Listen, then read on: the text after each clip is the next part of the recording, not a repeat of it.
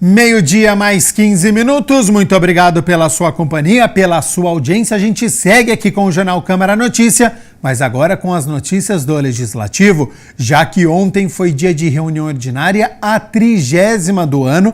Os vereadores se reuniram por mais de 3 horas para discutir e votar 6 projetos. A repórter Mina Abreu acompanhou tudo e traz agora as informações, então seja bem-vinda e boa tarde, Mina.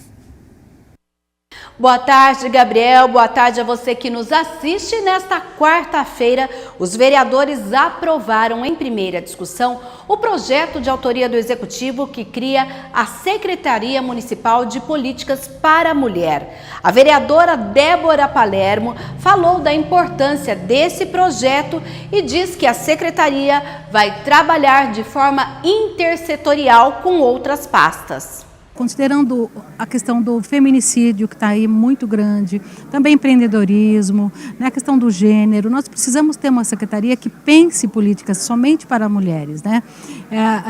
É um passo a mais do poder público em defesa dos direitos da mulher, para fortalecer e empoderar mais ainda a mulher, porque ela precisa disso, nós precisamos disso. As mulheres, tem muitas mulheres sozinhas, criando os filhos sozinhas, elas precisam ter esse olhar cuidadoso, principalmente as mulheres em vulnerabilidade, então nada como uma secretaria para pensar e ter ações específicas para elas. É um trabalho intersetorial, né? Ele perpassa por todas as secretarias, porque a mulher está em todos os espaços, né? Ela está ali na saúde, na educação, na assistência, na habitação, na segurança pública.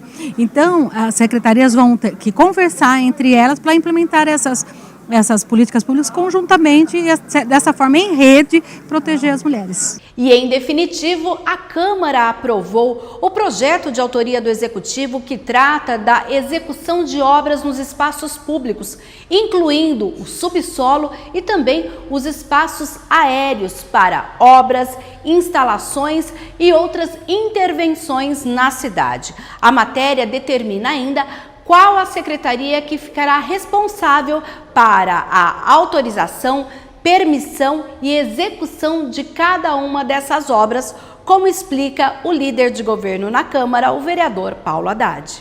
Ele é um projeto que ele atualiza, né, toda a competência da Secretaria de Infraestrutura no planejamento e execução de algumas obras de infraestrutura, obras que passam por vias públicas, pelo nosso subsolo, pelo nosso espaço aéreo, também pelas obras de arte de domínio municipal, no que diz respeito, por exemplo, a sistema de abastecimento de água, sistema de esgoto, o gás encanado, transmissão de dados, né, vias de transmissão de dados, imagens, som, enfim, tudo aquilo que pode ser utilizado não só pelo poder público, mas também pela iniciativa privada. Toda a parte de solicitação de permissão, análise do projeto, o consentimento para a execução da obra e também a fiscalização fica na gestão ou pela competência da Secretaria de Infraestrutura.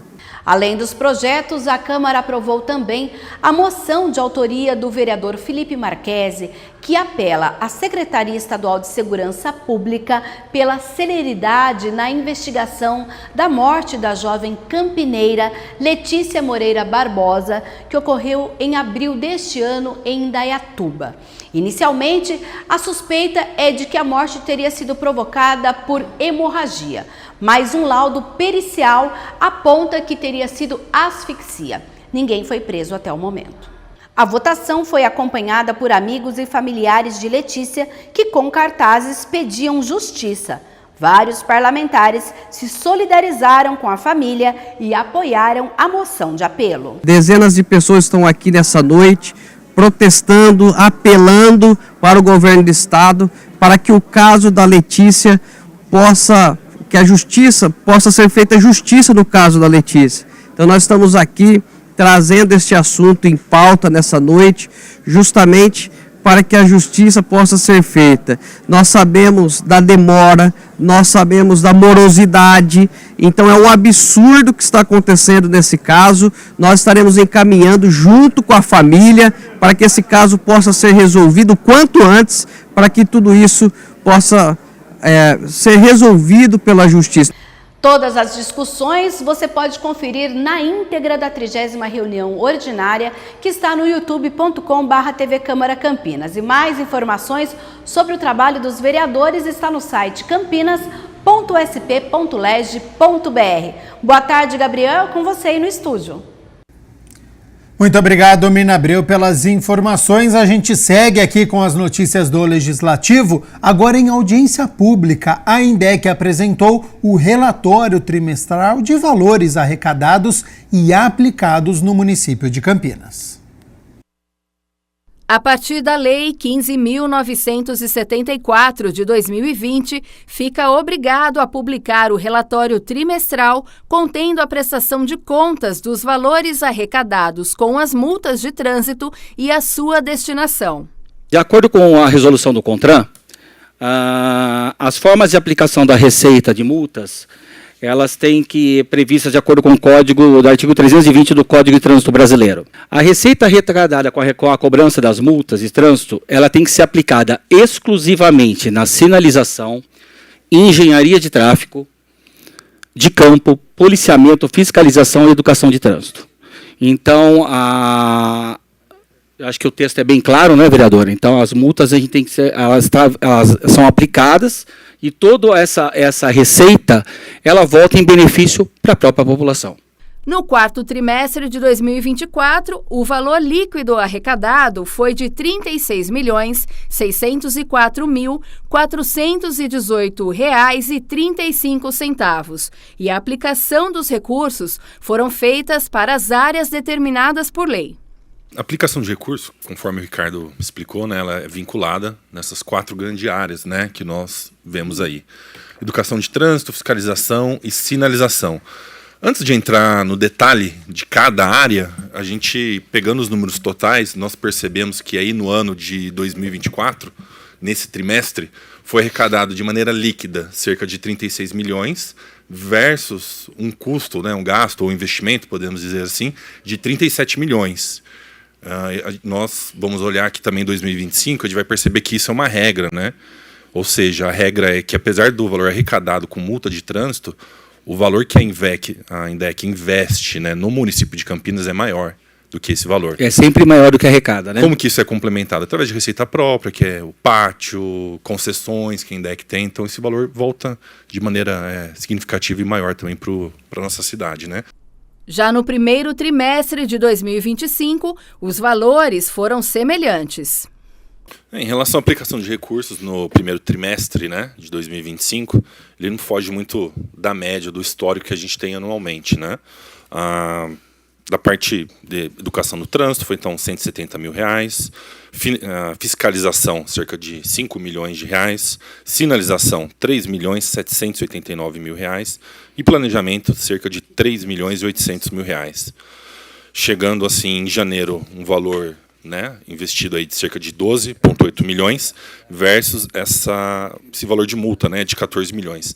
Janeiro é um mês um pouco atípico, assim, levando em consideração o ano, né? Durante o ano a gente tem uma tendência de uma constância no valor de multas, porém, como janeiro é o mês de pagamento de IPVA, muitas pessoas, ao pagar IPVA em janeiro, querem também já adiantar e pagar o licenciamento. E elas notam que, em função do licenciamento, elas têm que pagar algumas multas de trânsito que elas não sabiam que existiam, ou mudaram de endereço e a notificação, né, acabou não chegando a elas, assim. Então é um mês que você tem um recurso maior também de multas. Porém, se a gente observar os meses de fevereiro e março, esse fonte de recurso, né, ela cai bastante. Porém, as despesas continuam no mesmo patamar. Como bem disse o vereador, presidente aqui dessa audiência pública, Felipe Marchese, essa audiência pública, tratando sobre os valores arrecadados e aplicados pela INDEC, foi encerrada agora neste momento. Vereador, é importante a gente destacar, né, que essa iniciativa, a INDEC sim tem alguns valores que são arrecadados através das multas, mas esses valores também são aplicados e boa parte na educação, o que é muito relevante para a sociedade, correto? Com certeza, foi hoje... Nesta tarde foi apresentado os relatórios do trimestre, no último trimestre de 2024 e do início do primeiro trimestre de 2025, a INDEC, né, prestou contas através da nossa comissão de mobilidade, justamente o que é gasto, né, os valores das multas arrecadadas, através de ações educativas, de sinalizações que são feitas de trânsito também, obras que nós vemos que acontecem aí nos 4 cantos da nossa cidade. Então nós podemos ver a importância da finalidade, que tem voltado esse valor para a população, tem se colocado aí valores importantes em projetos, em aplicações importantes que nós vimos, que foi citadas aqui pelo Alan, ações importantes que são desenvolvidas através de planejamentos, que são feitos pela INDEC, de demandas que chegam através dos gabinetes dos vereadores, através dos canais da INDEC, que acabam sendo retribuídos de uma forma ou de outra para a população. A Câmara Municipal de Campinas promoveu mais um seminário para debater um tema de extrema importância nos dias atuais: a comunicação. Presidida pela vereadora Mariana Conte, a conferência abordou também temas relacionados aos direitos humanos e à democracia e reuniu o fundador do ICL, o Instituto Conhecimento Liberta, a vereadora Fernanda Souto, o ex-vereador Paulo Haddad e ainda vários representantes de movimentos sociais. Comunicação, direitos humanos e democracia foi o tema do seminário realizado no plenário da Casa de Leis e presidido pela vereadora Mariana Conte. A parlamentar, que é membro da Comissão Permanente de Defesa dos Direitos Humanos, Igualdade Racial e Cidadania na Câmara, reforçou a importância da temática. Total liberdade de cobertura é fundamental. É o papel, por exemplo, da comunicação pública, né? Que não está a serviço de um monopólio, não está a serviço de um campo, de uma empresa privada, de um campo privado, porque nós sabemos, né, que muitas vezes os interesses são antagônicos. A vereadora Fernanda Souto e o ex-vereador da Câmara de Campinas, Paulo Búfalo, participaram da mesa de debate, que também contou com a presença do fundador do ICL, o Instituto Conhecimento Liberta, e do historiador, cientista político e diretor-presidente do Instituto Futuro. Um dos braços do ICL é o ICL Notícias, um portal de jornalismo independente com as principais notícias do Brasil e do mundo. Se 30 anos atrás a gente poderia falar aqui, criticar o monopólio da comunicação concentrada em meia dúzia de grandes veículos, hoje nós estamos vendo esse monopólio dar lugar a mega plataformas com sede no estrangeiro, cujas regras são totalmente alheias ao controle social e das instituições brasileiras.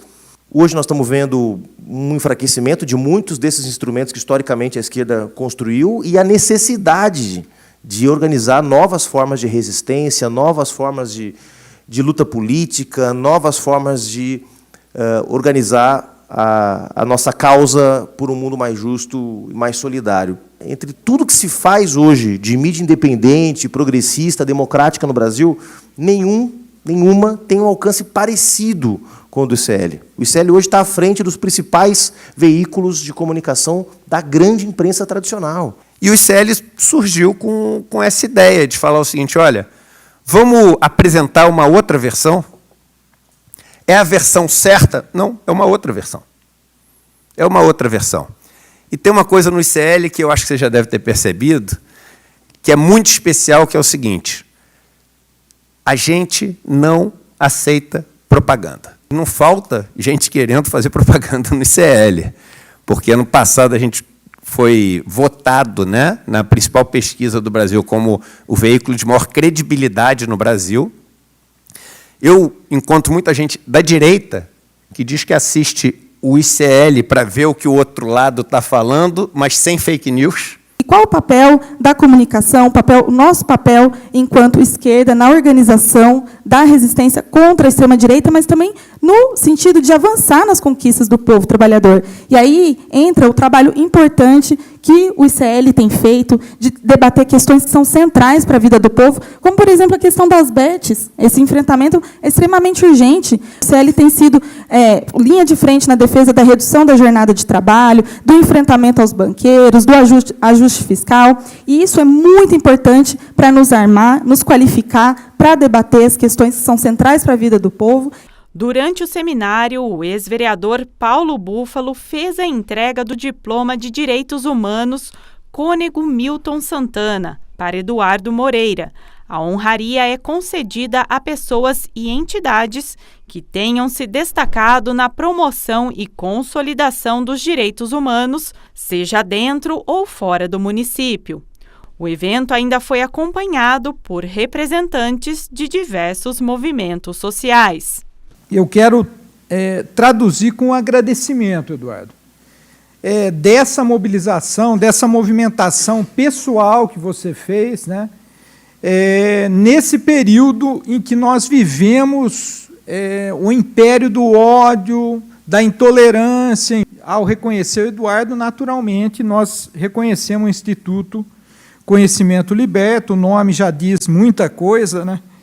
E pela comunicação democrática, destemida, uma equipe que vai buscar a raiz do problema, que não se importa de remar ali contra a corrente, né? Porque a gente tem que entender, no final das contas, a gente não está na luta pela direita, pela esquerda, tudo isso é abstração da nossa cabeça, a gente está na luta pelas pessoas. E a gente está na luta para que as pessoas tenham menos sofrimento. E ter menos sofrimento não é só comer arroz com salsicha em vez de não comer nada.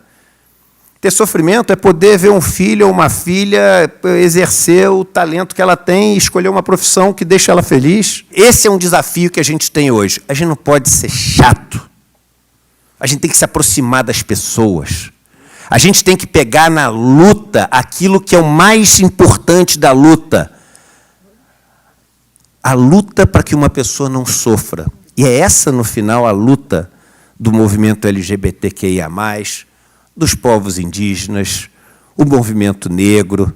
Tudo isso é uma luta por menos sofrimento. O Brasil é um dos países que mais mata ativistas de direitos humanos, muitos deles são comunicadores, né? O próprio Eduardo mencionou aqui a perseguição que ele sofreu, então eu entendo que a gente está debatendo isso como uma necessidade para que as pessoas possam ter acesso à verdade, possam ter acesso aos fatos, possam ter acesso à reflexão crítica, ao contraponto, isso é muito importante. Então, entendo que esse seminário cumpriu o papel, reunindo movimentos sociais, e é um prazer receber o Eduardo, esperamos que ele possa vir mais vezes para Campinas para compartilhar essa experiência do que é o canal ICL como uma experiência bem sucedida de um canal de independência, né? Só uma correção para chamar a reportagem, eu falei ex-vereador Paulo Haddad. Paulo Haddad é vereador, é o líder de governo aqui na Câmara. Quem participou ontem deste seminário, desta reunião, foi o ex-vereador Paulo Búfalo. Agora sim, a gente segue com o Jornal Câmara Notícia, porque o vereador Nelson Osseri protocolou um projeto de lei que estabelece obrigatoriedade de exames toxicológicos para todos os servidores públicos municipais de Campinas a cada 2 anos. A proposta visa garantir a sobriedade e a eficiência no serviço público, considerando a importância das decisões tomadas por esses profissionais na vida da população. O projeto de lei protocolado pelo vereador Nelson Osseri estabelece a obrigatoriedade de exames toxicológicos para todos os servidores públicos municipais de Campinas a cada 2 anos. É muito importante a questão do respeito ao dinheiro público e também a sobriedade do servidor, né? Então, sem nenhum tipo de demagogia, nós precisamos prezar também pela vida das pessoas, né? E uma pessoa que faz uso de substâncias, além dela estar prejudicando, né, a saúde dela, ela pode estar prejudicando também o próprio erário público, né? O próprio caixa da prefeitura, o caixa da Câmara Municipal, das autarquias, dos serviços que são prestados à população. Ainda segundo o projeto, os servidores eleitos, concursados e comissionados deverão realizar os exames com uma janela mínima de 90 dias para substâncias psicoativas. Contempla todos sem distinção nenhuma, desde o prefeito até o último grau de comissionado. Eu acho que todos os servidores têm que passar por isso, não tem que ter diferença nenhuma, porque é prefeito, ou porque é vice, ou porque é vereador, ou porque é um comissionado, não interessa. Acho que todos têm que prezar aí pela saúde apta ao trabalho e sem uso de substâncias. O exame toxicológico vem para isso. O parlamentar reforça que o projeto garante aos servidores o direito à contraprova. Também a proposta respeita a privacidade dos servidores em conformidade com a Lei Geral de Proteção de Dados. Protege o anonimato, né? Tem que existir, e o exame toxicológico ele não é feito em público, né?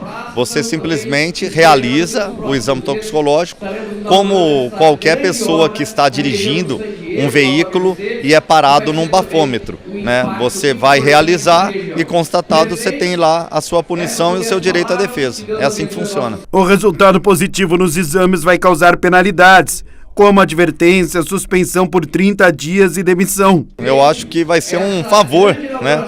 Você exonerar alguém que desrespeita o dinheiro público, que está sob efeito de substâncias num ambiente de trabalho, trabalhando para a população. Considerando que dentro de todas essas penas, advertências, multa e tudo mais, existe também o direito à ampla defesa. Então todos poderão apresentar a sua defesa, caso constatado no exame toxicológico. O Câmara Educa é um programa de visita ao ambiente legislativo que cria a oportunidade dos visitantes conhecerem aqui a Casa Municipal, conversarem com os vereadores, participarem de palestras e vídeos informativos. Nesta semana, alunos da Faculdade Anhanguera visitaram a Câmara Municipal de Campinas. Confira como foi. 25 estudantes do curso de Direito da Faculdade Anhanguera foram recepcionados pela vereadora Débora Palermo no plenário da Câmara Municipal em mais uma visita do Câmara Educa, programa conduzido pela Elecamp, a Escola do Legislativo de Campinas, com o apoio da Coordenadoria de Relações Públicas e Cerimonial da Câmara. É muito importante, né? Acho que todas as pessoas deveriam, em um momento ou outro, vir conhecer a Câmara, conhecer a realidade da Câmara, como que a Câmara funciona. Principalmente eles sendo alunos de direito, que vão estar daqui a pouco aí no mercado trabalhando, né, pela cidade, em defesa das pessoas e também da nossa cidade, é muito importante eles virem conhecer e se aproximar da nossa Câmara. Além de terem a oportunidade de tirar algumas dúvidas com a parlamentar, os universitários também acompanharam uma palestra para entender melhor sobre o funcionamento das questões jurídicas da Casa de Leis. Acho que o Câmara Educa, e a exemplo de outros programas que nós temos aqui na Câmara, como o Parlamento Jovem, tem uma dupla função, né? Primeiro, de aproximar a população aqui da Câmara de Vereadores do Parlamento Municipal, né? Para gerar essa participação, né? Esse controle social maior sobre a sociedade, sobre o Estado, e também trazer informação e conhecimento, né? Que é um conhecimento que nós não temos na escola, infelizmente, para que as pessoas entendam como são feitas as leis, né? Qual a legitimidade do que é feito aqui, como é feito e justamente como elas podem participar mais, né, para exercer esse controle social, né, para fortalecer a nossa democracia. A professora da faculdade ressaltou a importância do programa aos estudantes. Os alunos, eles na formação, né, do curso de Direito, a gente tem Direito Constitucional, e no curso de Direito Constitucional, os alunos aprendem a questão dos três poderes, né, Legislativo, Judiciário, Executivo, e o âmbito municipal é muito específico. Né? Então, a gente às vezes não consegue na matéria falar exatamente da questão dos municípios. Então, com a visita, através da visita técnica, de outras coisas também, eles conseguem melhorar a formação, né? Complementar a formação deles. A futura advogada Luana acredita que a visita ao Legislativo valeu a pena. Ela vai voltar para casa com mais conhecimento e aprendizado sobre a Casa de Leis de Campinas. É muito importante para a gente entender o processo de criação das leis, né, dentro da casa, o que ela tem de benefício para a sociedade, a participação da sociedade, e hoje a gente sai daqui com uma outra visão, né? Até porque a maioria dos acadêmicos nunca tinham visitado a Câmara Municipal.